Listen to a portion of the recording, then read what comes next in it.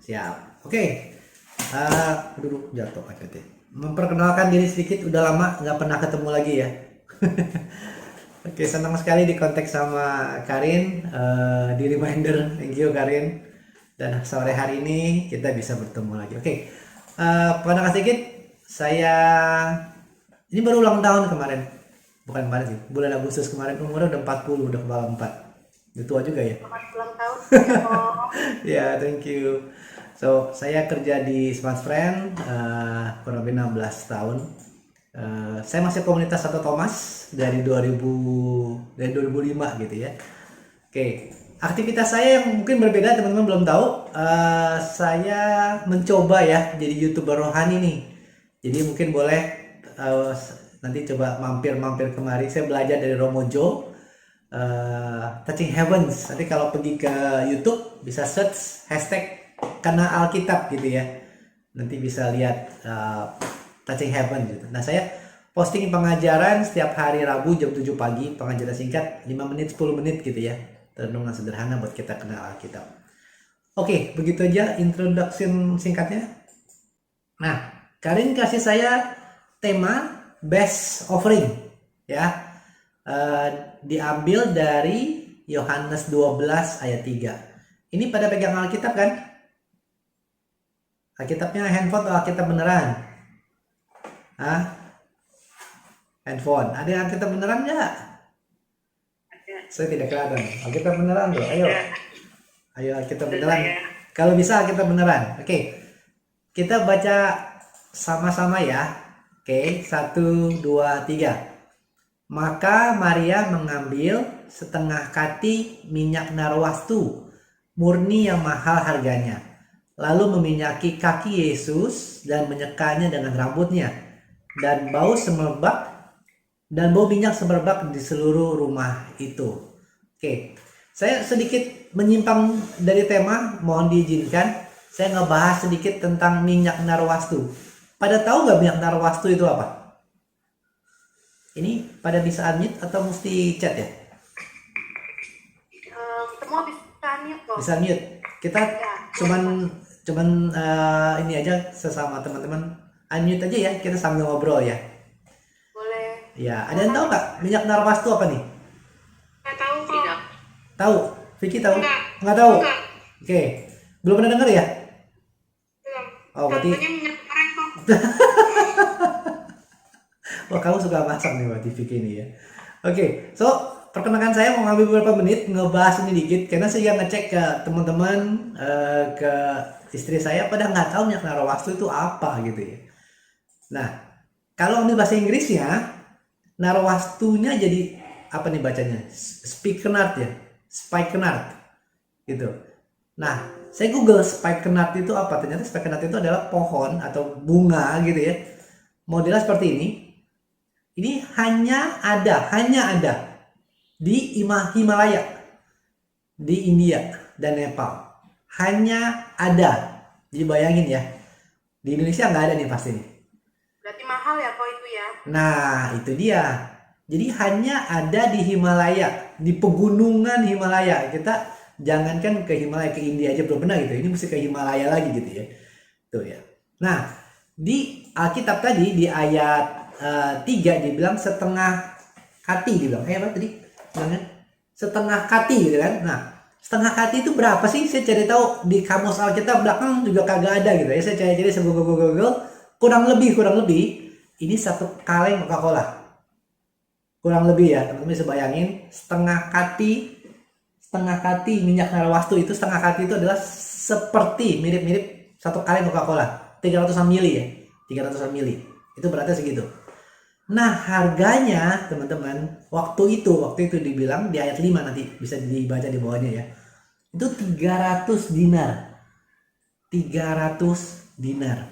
Nah, 1 dinar di ayat yang lain itu di kamus Alkitab bisa dilihat. 1 dinar itu upah orang 1 hari kerja. Jadi teman-teman bisa hitung nih. Yang ini udah pada kerja semua kan? Atau para pengusaha nih malah nih. Ya. Coba hitung gaji kalian atau penghasilan kalian sehari kali 300. Itu harga si minyak narwastu murni itu? Mahal ya. Mahal ya. Kebayang gitu. Kebayang tuh ya. Hampir gaji setahun ya. Ya 10 bulan lah ya. Kan 365 hari. Ya ini 300 hari gitu ya. 10 bulan punya gaji buat beli setengah hati itu, satu kaleng Coca-Cola. Nah saya iseng-iseng cari-cari. Ada nggak sih zaman sekarang minyak narwastu spike nut itu? Ada nih. Ini saya cari di Amazon. Ini 500 mili. Kalau Coca-Cola kan 300-an mili ya. Ini 500 mili. Harganya tuh nggak? Berapa tuh? Kelihatan nggak? Kelihatan nggak harganya? 17 juta, Bo. Minyak 500 mili 17 juta. Jadi jangan dipakai goreng ya, Vicky ya. Jangan dipakai buat goreng ya. Nggak bisa ini. 17 juta. Tapi Indonesia, namanya Indonesia ya. Nama Indonesia. Saya cari di Tokopedia gitu ya. Ada loh. 200 ribu ya kan. Tokopedia saya nggak tahu nih asli atau nggak asli, tapi ya begitulah Indonesia, dicari ada gitu ya. Luar biasa, bangga jadi orang Indonesia gitu. Oke, itu off track sedikit. At least kita tahu soal minyak narwastu gitu ya. Memang minyak narwastu ini suatu best offering dari Maria gitu ya. Dibilang Maria kan, benar? Namanya Maria. Ya Maria benar. Maria mengambil minyak narwastu itu yang begitu mahal sampai Yudas saja ngoceh, dia bilang ngapain dikasih buat Tuhan Yesus, orang miskin banyak, dia bilang begitu. Padahal kita tahu hati Yudas ada yang lain ya. Kenapa dia bilang begitu? Karena dia suka, kan dia bendahara, dia suka tilepin duit begitu. Tapi memang kembali lagi saya bilang ini adalah best offering dari Maria. Segitu mahalnya diberikan kepada Tuhan Yesus begitu. Oke, kalau kita lihat secara rohani ya teman-teman, persembahan terbaik ya. Kita bisa, saya rasa semua yang ikut PD bisa ini udah tahu ya kan. Persembahan terbaik itu apa? Sebelum saya keluarin nih, saya mau dengar dulu. Menurut teman-teman, apa itu persembahan terbaik? Kalau lebih canggih lagi, keluarin saya ayatnya. Bisa nggak? Apa itu? Tubuh kita. Oke, good. Ayatnya di mana?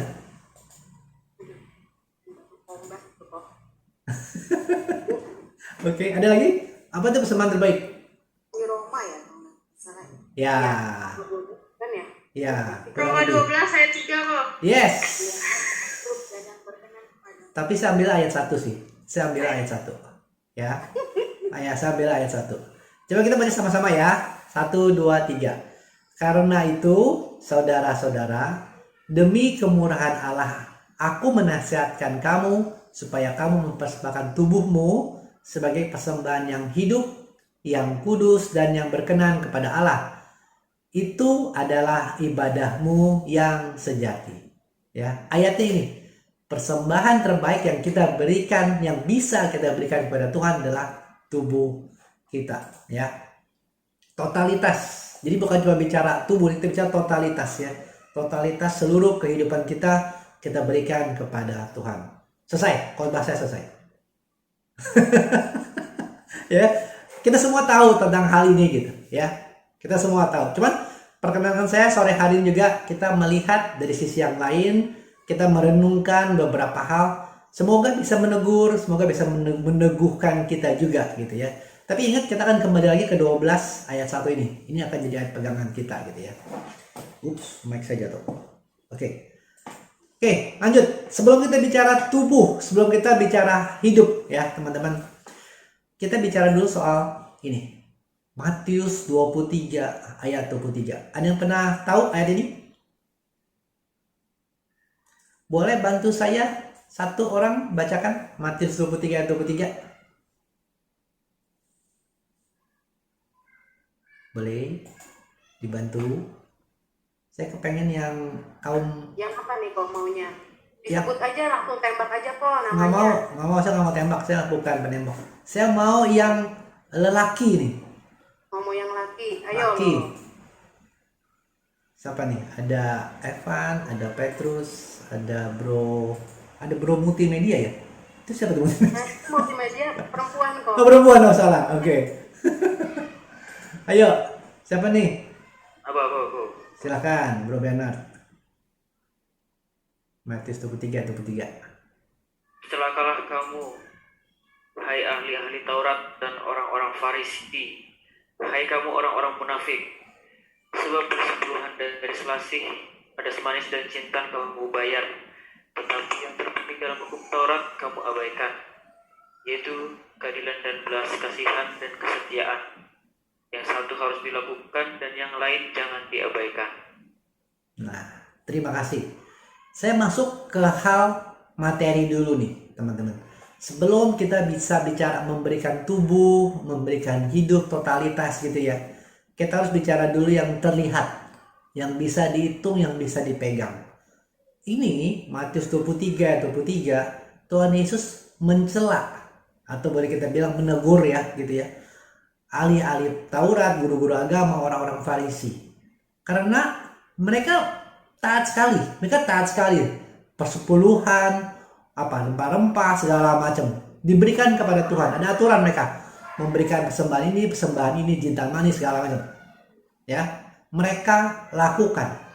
Tapi ditegur karena dia bilang yang terpenting, keadilan, belas kasihan, kesetiaan tidak kalian hiraukan. Jadi mereka ngelakuin yang peraturan-peraturan, yang hal-hal materi mereka lakuin. Kasih persembahan, kasih persembahan khusus, persembahan persepuluhan, persembahan belas kasihan, mereka lakuin lengkap gitu ya. Kalian tahu kalau orang Israel namanya lengkap tuh lengkap ya, mereka tuh ekstrim. Nah, kita nih di sisi, jangan salah, kita kena tegur juga nggak gitu. Kita ngelakuin, misalkan ya saya rasa semua yang ada di sini kita ngelakuin nih, keadilan, belas kasihan, kesetiaan gitu. Tapi kan Tuhan Yesus bilang, itulah yang seharusnya kalian lakukan tanpa melalaikan yang lain-lain. Sorry, saya ngambil terjemahannya kayak bahasanya agak bukan bahasa dari Alkitab resmi ya, mohon maaf. Tapi maksudnya adalah yang satu harus dilakukan, yang lain jangan diabaikan. Kita ngelakuin yang keadilan, belas kasihan, kesetiaan. Tapi hal-hal materi kita lakuin nggak? Sebelum kita bisa bilang memberikan persembahan hidup, mempersembahkan tubuh kita, materi yang memang udah nanti gak bakal kita bawa di saat kita meninggal, saat kita pulang ke rumah Bapak, kita nggak bawa kan materi, betul nggak? Itu kita berani nggak mempersembahkan kepada Tuhan? Itu dulu nanti saya mau coba gali di sini, karena memang ini bukan hal yang terpenting kan. Tuhan Yesus udah bilang bukan yang terpenting adalah yang bawah. Tapi Tuhan Yesus juga bilang jangan dilalaikan. Kenapa jangan dilalaikan? Karena teman-teman, melalui persembahan kita, komunitas bisa berjalan, gereja bisa berjalan, pelayanan bisa dilakukan. Segala sesuatu perlu uang, betul nggak? Walaupun segala sesuatu bukan tentang uang, gitu ya. Tapi melalui materi yang kita bisa berikan, yang kita persembahkan, pelayanan bisa dilakukan. Setuju nggak? Betul kan? Oke, saya teruskan begini. Coba pikirin ya teman-teman. Ya, pas kita renungan ini saya juga sampai ngitung-ngitung, saya juga sampai mikir-mikir gitu ya. Coba pikirin teman-teman. Persembahan selama hidup kalian gitu ya, selama hidup kalian. Saya nggak tahu, kayaknya masih muda ini, umur 17-18 semua kayaknya ya. Ya. Selama hidup kalian, saya ngitung, selama umur saya 40 tahun gitu ya. Kalau semua persembahan saya dihitung, saya bandingin dengan uang yang saya spend dengan apa nih? Hobi. Ya. Besar mana? Buat makan, buat main game, buat beli kamera, buat apa segala macam. Segala macam hobi kita bandingin dengan uang yang kita kasih selama umur hidup kita gitu ya, seumur hidup kita. Besar mana? Kalau kalian masih bilang besar yang ini, yang kiri, yang kanan gitu ya, mungkin boleh dipertimbangkan lagi prioritas hidup kita. Tadi di Roma 12 ayat 1 bilang memberikan hidup. Jangankan ngomong hidup, soal materi aja kita belum selesai. Gitu ya. Ada nggak yang berani bilang di kiri? Karena saya rasa nggak ada ya. Ini soalnya berat nih. Sekali beli handphone rasanya 12 juta gitu ya. Bener nggak? Minyak tarawasi 17, ini 12 udah deket gitu ya. Nah, oke deh, jangan pakai yang ini, pakai yang perbandingan yang kedua. Seluruh uang kolektor, persembahan, persepuluhan yang kita pernah lakuin bandingkan dengan biaya makan minum kita. Jangan yang ekstrim-ekstrim. Biaya makan pagi, makan siang, makan malam. Mau compare sebulan boleh, mau compare setahun boleh, mau compare seumur hidup boleh. Tapi coba direnungkan. At least ya, at least. Biaya makan kita, ya, dengan dengan persembahan kita ke gereja, besar mana? Merenungkan kan ya? Ya, gimana? Biaya makan kayaknya. Biaya makan. Betul. Biaya makan ya. Ini bicara soal memberikan tubuh loh tadi. Persembahan yang terbaik. Masih kalah sama biaya makan. Belum ngomong hobi ya. Belum ngomong hobi loh. Sekali jalan-jalan berapa duit? Sekarang udah hampir 2 tahun kita nggak usah jalan-jalan gitu ya. Tapi sekali jalan-jalan berapa duit? Nah teman-teman, apakah kita kasih ke Tuhan itu remah-remah? Apakah yang sisa atau yang disisihkan? Kenapa saya bedakan? Sisa dan disisihkan. Yang disisihkan artinya yang dikhususkan, yang dispesialkan, dengan bahasa itu adalah yang kudus. Ini punya Tuhan, gitu ya. Kalau yang remah-remah, ya. Kalau yang remah-remah, kalau yang sisa, itu artinya saya nggak pakai, saya kasih buat Tuhan, atau seadanya gitu. Betul nggak? Semoga dari renungan kecil ini nih, kita jadi mikir gitu teman-teman ya. Benar nggak sih kita mau memberikan hidup kita kepada Tuhan gitu ya? Berani nggak kita? Dimulai dari materi dulu gitu. Jangan yang ini deh, jangan yang atas, mungkin agak susah lah ya. Kita ada keperluan beli laptop, beli komputer buat kerja segala macam. Oke, that's one thing. Biaya makan dulu teman-teman. Ya, saya belum ngomong soal persepuluhan. Kenapa saya baru ngomong? Karena saya melakukan. Saya diajarin oleh komunitas, kita melakukan persepuluhan. Sebelum lari ke situ, bicara dulu aja soal kolekte dengan biaya makan. Apalagi di zaman sekarang ya teman-teman ya. Misa online, betul nggak? Kalau zaman dulu, waktu kita masih misa offline kan kantong kolektor muter, betul kan? Masa kagak ngasih gitu kan? Ngasih dong, gitu kan? Nah sekarang misa online, kantong kolektornya mesti transfer nggak? Atau ya sudah misa saja gitu. Ada yang senyum-senyum nih kayaknya nih, ya betul nggak? Kalau dulu kantong kolektor lewat malu kan, kagak kasih, ya sudahlah 1.000, 2.000, 5.000, 10.000 kasih gitu kan, kasih. Sekarang misa online, nggak ada yang ngeliatin, nggak ada yang pedulikan ngasih atau nggak ngasih persembahan buat Tuhan atau enggak gitu. Kita ngasih nggak? Ya, kalau ada senyum-senyum ya artinya tahu sendirilah gitu ya. Oke, kembali lagi teman-teman, bukan artinya Tuhan perlu duit, bukan. Tuhan mau kita belajar dari hal yang mudah, memberikan yang kita punya. Ya, kalau soal materi, gaji atau penghasilan, kan bulan depan dapat lagi, gitu kan? Kan besok dapat untung lagi, besok dapat gaji lagi, gitu. Kita ngasih yang kita punya. Bandingkan dengan biaya makan. Ini tentang hidup kekal, teman-teman. Ini biaya makan. Setelah makan nanti kita pergi ke WC, selesai urusannya di situ, ya. Ini hidup kekal. Gitu. Kita bisa nggak memberikan hidup kita? Dimulai dari materi kita.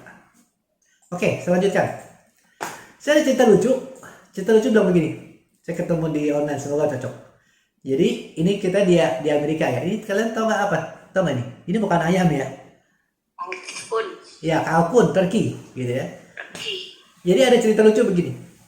Si ibu, ya ada seorang ibu-ibu nelfon ke perusahaan yang jual turkey. Jadi turkey-nya dia beli, dia bukan potong sendiri, dia belinya udah jadi frozen gitu ya. Dia masukin ke kulkas. Dia telepon ke perusahaannya. Ada bapak yang angkat, ya bu, ada yang bisa dibantu. Si ibu telepon begini, Pak, saya mau tanya katanya. Iya bu, apa yang bisa saya bantu? Kalau ayam kalkun saya udah 25 tahun dalam kulkas katanya, nggak pernah dikeluarin, ya, itu rusak atau enggak? Ditanya begitu. Si bapak di perusahaan yang jual turkey itu dia bingung. Tapi dia bilang gini, harusnya nggak rusak ya bu, karena kan frozen. Tapi kalau soal rasa saya nggak tahu katanya gitu. Nah, si ibu bilang begini, oh ya benar juga ya pak. Ya udah deh, nanti saya keluarin, saya kasih ke gereja aja katanya. Dia bilang begitu.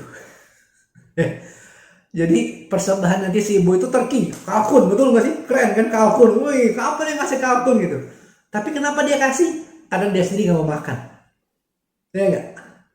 Ini salah satu cerita lucu tapi kita juga pikirkan gitu ya. Yang kita berikan ke gereja adalah remah-remah nggak? Sisa nggak? Hal-hal yang kita nggak perlukan nggak gitu? Pengumpulan koran bekas, baju bekas, mainan bekas ke gereja, oh banyak, kita sekalian buang sampah gitu ya. Tapi kira disuruh bilang pembangunan gereja, gitu, ya. PD perlu biaya untuk pelayanan keluar kota misalkan. Atau ada teman kita yang membutuhkan, PD announce gitu ya. Ada orang yang sakit, lagi isoman, perlu biaya. Kita berani berkorban nggak? Berani memberikan nggak? Begitu ya. Oke, saya move on. Tahu ini siapa? Mother Teresa. Ya, saya lupa statusnya santa atau masih biasa. Udah bersanta kan ya? Kayaknya udah santa ya. Santa. Santa Teresa dari Calcutta. Dia bilang begini, ini dalam bahasa Inggris. I have found the paradox, katanya. That if you love until it hurts, there can be no more hurt, only more love, katanya. Menarik ya, dia bilang begini, saya terjemahkan. Saya ketemu paradoks, katanya. Paradoks itu hal yang aneh ya, paradoks itu hal yang aneh. Jika kamu mencintai atau mengasihi sampai sakit gitu, maka nggak akan ada bisa sakit lagi. Karena udah sakit kan. Tinggal ada adalah semakin kasih, semakin sayang. Mother Teresa ngomong begini karena dia benar-benar memberikan hidup dia. Ya kan? Dari dia muda sampai dia meninggal, dia melayani orang-orang di Calcutta yang sakit kusta, yang perlu bantuan segala macam, yang ditolak sama masyarakat gitu. Kita melihat dia keren aja sekarang, betul nggak? Dunia memfokuskan ke dia, udah banyak biaya, udah banyak dana, sponsor segala macam masuk ke tempat dia, betul kan? Tapi bayangin awal-awal dia melayani, mungkin 10 tahun, 20 tahun di awal dia melayani, yang belum terkenal gitu ya. Itu benar-benar memberikan hidup kan? Sampai sakit, betul nggak? Mungkin dia nggak punya biaya, bahkan dia taruhannya nyawa. Orang sakit kusta, dia tolongin dong. Ya, bisa jadi kayak pandemi sekarang kan? Kita mau dekat-dekat orang yang sakit, C19 juga kita nggak boleh gitu. Tapi dia adalah garis depan waktu itu, Mother Teresa, yang menolong orang-orang yang sakit kusta di Calcutta. Oke, jadi kalau di Alkitab ada juga model begini, teman-teman. Ya, tahu cerita apa nih? Tahu nggak cerita apa? Orang mempersembahkan persembahan yang dia punya ke dalam suatu kayak bisa gitu. Terus? Tapi persembahannya itu tidak diterima Tuhan. Terus? Dan persembahannya itu tidak sebanyak yang orang kasih. Oke, terima kasih Priska. Ya, nanti bisa dibaca, tapi intinya begini. Tuhan Yesus melihat 2 orang. Satu orang kaya, dia kasih kantong duit ya gitu ya, banyak. Zaman dulu kan belum ada ATM ya, belum bisa transfer ya, kasih kantong duit. Bruk, begitu banyak. Setelah itu nggak lama, dia melihat janda miskin katanya. Ya, pada ayat ya. Lukas 21 ayat 4. Si janda cuma masukin 2 peser duit nih. Duitnya 2 teman-teman. Duitnya cuma 2. Mungkin kalau kita bayangin sekarang, mungkin 2.000 kali gitu ya. 2.000 bener-bener 1.000 sama 1.000, 2.000. Atau mungkin koin, ya ada koin kan 1.000 kan. Plung-plung 2.000. Tapi Tuhan Yesus bilang begini. Mereka semua memberi persembahannya dari kelimpahannya. Orang yang kaya tadi itu di awal duitnya banyak, betul nggak? Satu kantong duit mungkin not a big deal gitu. Bukan hal yang besar. Tapi si janda cuma punya 2 koin, 2.000 mungkin kita bilang gitu ya. Dan dikasih semuanya. Semuanya teman-teman. Dia nggak mikir nanti dia makan apa. Ya. Saya nggak tahu duit 2 koin itu bisa beli makanan atau enggak gitu ya. Tapi dikasih semuanya. Jadi kembali lagi soal persembahan yang terbaik bukan soal besarnya, bukan soal apa yang kita kasih gitu ya. Saya kasih tanah ke gereja gitu supaya gereja bisa dibangun. Kalau bukan saya gereja tuh nggak berdiri, ngomong begitu ya ceritanya gitu ya. Emang kalau nggak ada kamu gereja nggak berdiri? Bilang gitu. Enggak. Again, Tuhan, gereja, pelayanan nggak perlu uang kita, betul nggak? Itu nggak perlu. Tapi ada bagusnya buat kita gimana kita mengambil bagian dalam pelayanan, dalam bangun gereja, dalam memberikan persembahan. Bukan buat sananya ya, tapi buat kitanya. Teman-teman, ini fakta yang agak menyedihkan gitu ya. Sekarang yang dipanggil Tuhan bukan berdasarkan umur, ya memang dulu juga begitu. Tapi sekarang lebih dekat lagi ceritanya bukan berdasarkan umur. Saya ketemu teman-teman saya di kantor ada 2 orang yang karena pandemi ini meninggal. Ya, ada satu yang lebih muda daripada saya, satu tua dikit, 3 tahun 4 tahun di atas saya. Dipanggil Tuhan gara-gara penyakit pandemi ini gitu. Dan kenapa saya bicara ini? Karena memberikan persembahan terbaik adalah belajar letting go, belajar melepaskan. Gimana nanti kita mau mempersiapkan diri untuk kehidupan kekal, karena di sekarangnya kita nggak bisa melepaskan. Gitu ya. Bukan artinya semua duit kita dikasih semua gitu, bukan. Kita tetap perlu uang buat hidup. Tapi bagaimana kita belajar memberikan lebih daripada Tuhan, daripada yang kita biasanya berikan pada Tuhan gitu ya. Oke, saya teruskan dulu. Nah, kembali lagi saya mengambil dari tadi Mother Teresa, memberikan sampai sakit. Saya bahas sedikit begini, merelakan hak kita kepada Tuhan. Betul nggak? Kita kan kerja, kita berusaha, dapat untung, dapat upah gitu ya. Tapi firman Tuhan bilang 10% kasih kepada Tuhan, persepuluhan. Kita bicara persepuluhan.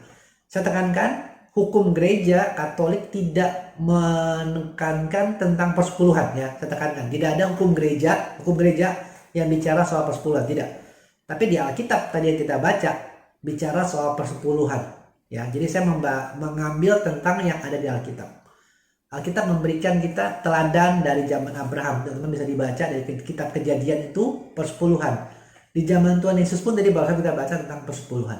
Ya, merelakan hak kita 10%. Ya, kita yang udah capek kerja, berusaha segala macam, merelakan hak kita kepada Tuhan 10%. Itu memberi sampai sakit. Yang kedua adalah bukti cinta kita kepada Tuhan. Again, jangankan ngomong memberikan tubuh, memberikan materi yang kita kagak bawa aja pas kita meninggal, kita nggak mau. Gimana kita bisa bilang I love you God? Gimana kita bisa bilang aku cinta Kristus gitu? Ya, bukti cinta adalah pemberian. Nanti kita akan bahas soal itu. Ya, yang ketiga, ini tadi saya juga ngomong soal perintah Tuhan ya. Di Alkitab ada soal persembahan. Kalau kita melakukan atau memberi persembahan sesuai perintah Tuhan, itu rasanya lumayan. Karena saya sendiri 2005 kali ya, saya masuk ke PD Thomas 2004, jadi tim 2005. Sejak 2005 sampai sekarang puji Tuhan, saya memberikan persembahan persepuluhan.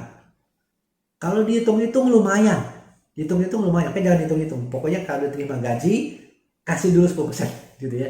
Jangan hitung-hitung. Itu bagiannya Tuhan, perintahnya Tuhan. Dan yang terakhir, kita belajar mempunyai hati hamba. Hati hamba itu apa? Hamba adalah orang yang gak punya apa-apa. Itu gak teman-teman? Hamba atau budak itu orang gak punya hak. Hak atas diri dia sendiri, nyawa dia sendiri aja gak punya. Nah, kita punya mindset seperti itu enggak? Kita adalah hamba Tuhan. Semua yang kita punya adalah milik Tuhan. Kita banding ngomong gitu enggak gitu ya? God, everything I have is yours. Aku hambamu. Banding ngomong gitu enggak? Nah, kalau kita banding ngomong begitu, ini buktinya. Kita punya hati hamba enggak? Mengembalikan apa yang adalah punya Tuhan gitu. Ya. Saya tambahkan juga bahwa Tuhan aja, ini teladan Tuhan. Tuhan Yesus tuh nggak minta kita melakukan yang dia sendiri nggak lakuin, betul nggak? Bahkan ini lebih lagi Allah Bapa kasih anaknya satu-satunya loh. Tuhan Yesus Kristus jadi manusia, menderita begitu rupa, sampai wafat di kayu salib untuk siapa? Untuk teman-teman yang ada di sini. Untuk kita semua. Tuhan aja nggak sayang, dalam tanda petik ya, tidak sayang memberikan yang terbaik yang dia punya. Buat siapa? Buat Anda, buat kita semua ini. Kita gimana? Kita rela nggak? Ya, kita renungkan hal ini teman-teman. Ya mungkin semua udah tahu, tapi biar hari ini Tuhan Yesus, Roh Kudus tegur kita lagi, ingatkan kita lagi. Oke, saya lanjutkan. Jadi kembali kepada persembahan yang terbaik ke Roma 12 ayat 1 yang tadi ya. Memberikan tubuh, memberikan hidup kita ya. Nah, saya mau pakai istilah zaman now nih. Ya. Menurut teman-teman, tolong kasih pendapat ya. Menurut teman-teman, kalau kita pakai bahasa Alkitab kan bahasanya tubuh, itu mau diapain gitu kan? Tubuh kita dipotong-potong kan serem gitu kan. Kira-kira bentuk nyata di zaman now, persembahan terbaik menurut teman-teman apa? Boleh ngobrol nggak? Gimana? Meluangkan waktu untuk misa. Meluangkan waktu buat misa. Wow, very good. Thank you. Ada lagi? Melayani kok. Melayani, misalnya? Misalnya punya suara bagus, bisa jadi singer, WL. Oke, good. Thank you. Lagi? Meluangkan waktu untuk berdoa. Meluangkan waktu buat berdoa. Siap. Thank you. Bro Petrus ya tadi ya. Oke, so kita lanjutkan. Gimana tadi? Ada yang bilang berdoa, ada yang bilang melayani. Apa lagi? Meluangkan waktu untuk baca kitab suci. Meluangkan waktu baca kitab suci. Yes. Lagi? Bisa hari Minggu. Gimana? Seperti bisa hari Minggu. Apa bisa apa? Bisa Hari Minggu, bisa. Oh bisa hari Minggu. Oh, oke, yes. Oh, Oke, good. Ada contoh lain lagi? Contoh lain lagi? Ayo dong. Habis. Nggak ada yang bilang bisa hari Sabtu gitu? Boleh juga kan? Oke, so teman-teman, menurut saya cocok semua yang dari diomongkan semua. Bentar saya kecilin layar saya, tutupan ini. Oke. Nah, jadi di zaman now, persembahan terbaik yang kita bisa berikan bentuknya adalah ini. Ya, tadi teman-teman udah ngomong soal baca kitab, melayani, misa, segala macam. Kita bicara waktu, ya kan? Waktu untuk melayani, waktu untuk berdoa, waktu untuk baca kitab, waktu untuk Tuhan, intinya gitu. Ini real yang kita bisa lakukan sekarang. Mungkin tadi di ayat Roma 12-nya bicara soal tubuh itu apa gitu ya. Nggak kebayang. Teman-teman sore hari ini kita bisa bentukkan dalam pikiran kita. Persembahan kita bisa berikan adalah materi tadi satu. Dan yang kedua yang terbaik adalah waktu. Gitu. Waktu untuk apa? Karena gini teman-teman. Kita punya begitu banyak pilihan aktivitas. Betul kan? Kayak sekarang nih. Punya pilihan untuk ikut PD. Punya pilihan untuk melakukan 1001 aktivitas yang lain. Mungkin agak berkurang lah ya, 500 lah. Kan nggak bisa keluar rumah gitu. Kita do it at home. Tapi banyak pilihan. Itu nggak sih? Mau main game, mau main Instagram, mau pacaran gitu misalkan gitu ya. Pilihannya banyak. Tapi kalau Anda memilih untuk baca Alkitab, memilih untuk berdoa, milih untuk kenal Tuhan, ikut PD, itu adalah persembahan yang terbaik yang Anda bisa berikan kepada Tuhan saat ini. Ya. Kenapa yang terbaik? Karena kita mendekatkan diri kepada Tuhan untuk mengubahkan karakter kita.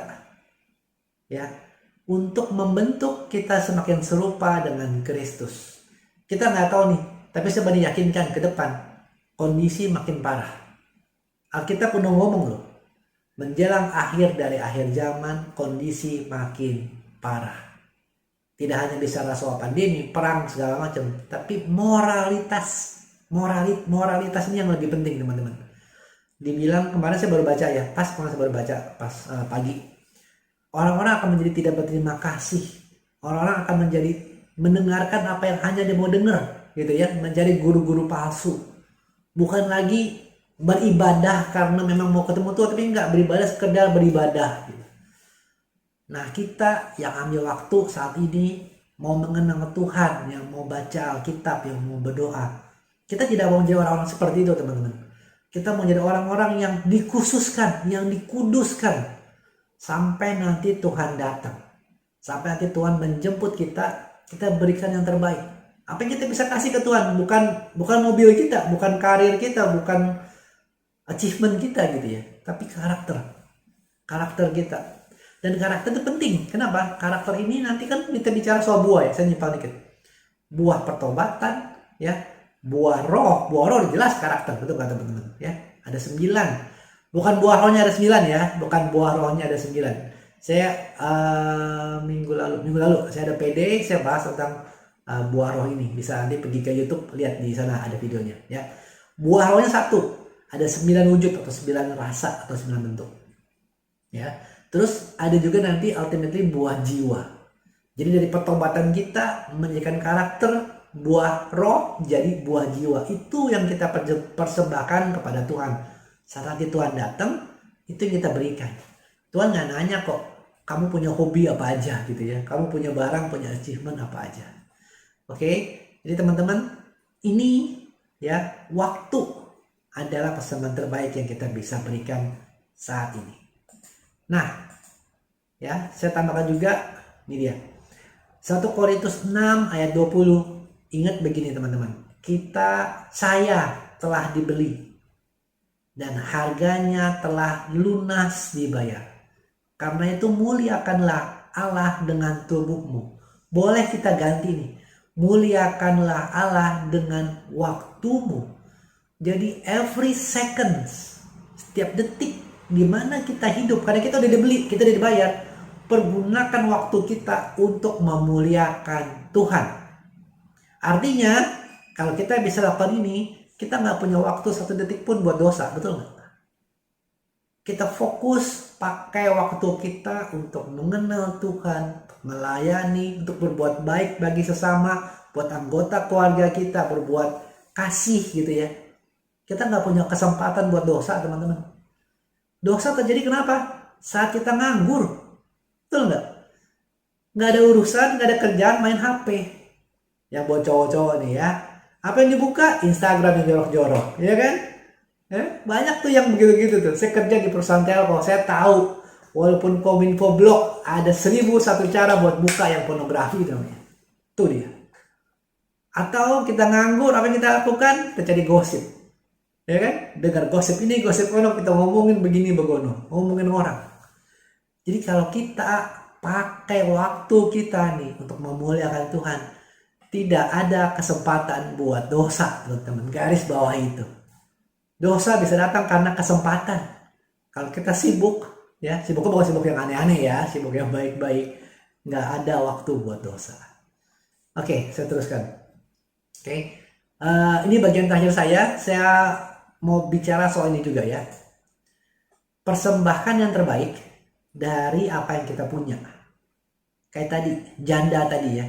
Dia cuma punya 2 peser, 2 koin. Dan itu yang dia kasih. Bukan apa yang seharusnya kita punya. Ya, buat teman-teman di PDO-MPKK ini bisa, saya yakin ini tidak jadi masalah.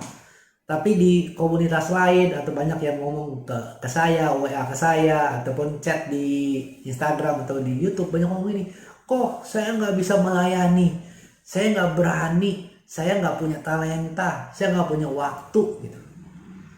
Saya cuma ngomong begini, don't wait, jangan tunggu apa yang seharusnya kita punya, no. Dengan apa yang kita punya sekarang gitu ya. Ya suaranya agak sember-sember dikit nggak apa-apa tadi ya. Bisa nyanyi, layani. Bisa bawain firman. Bisa doainlah. Apapun itu yang teman-teman punya, itu adalah dari Tuhan, betul? Pakai itu. Cuman punya 2 peser uang, kasih. Nggak usah nunggu kita punya uang 10, enggak. Punya 2, kasih 2. Punya 1, kasih 1. talentanya cuma bisa ngelap-ngelap gitu ya. Saya ingat pertama kali saya datang ke PD, saya cuma bisa gulung kabel. Ya, cuma bisa gulung kabel. Suruh nyanyi kagak bisa. Suruh doa kagak tahu doa apa, orang kagak pernah doa gitu kan. Disuruh asal mukanya serem. Gak bisa. Tapi saya lakuin gulung kabel, disuruhin gulung kabel. Itu pelayanan pertama saya. Jadi teman-teman, jangan tunggu. Lakukan sekarang. Saya juga ingatkan buat teman-teman yang jago multimedia gitu ya, main di Instagram, main di YouTube, main di Twitter. Pakai media itu untuk melayani Tuhan. Kita lagi punya WAG di komunitas Thomas, kita lagi punya WAG untuk belajar bagaimana melayani di dunia digital gitu ya. Saya belum bilang saya bisa ngajarin, enggak, tapi saya share apa yang saya udah lakukan gitu. Dan ayo semangat, orang mau mulai melayani. Jadi kalau anda bisa pakai Instagram, pakai YouTube, pakai Twitter segala macam gitu, TikTok ya. Jangan pakainya buat TikTok yang gini-gini mulu gitu ya. Jangan gitu doang. Tapi ngomong soal firman Tuhan. Berdoa di TikTok boleh juga. Saya pernah ketemu tuh ya, orang berdoa di TikTok, mendoakan bangsa, mendoakan dunia. Sebarkan yang baik. Ingat, kalau kita nganggur, itu kesempatan buat dosa. Jangan biarkan nganggur. Semangat, lakukan, dan berikan yang terbaik buat Tuhan. Oke, itu aja yang saya bisa sampaikan buat sore hari ini. Kita berdoa dulu atau bagaimana? Atau pertanyaan? Sudah waktu? Gimana? Boleh, masih ada waktu. Ada yang mau nanya, teman-teman?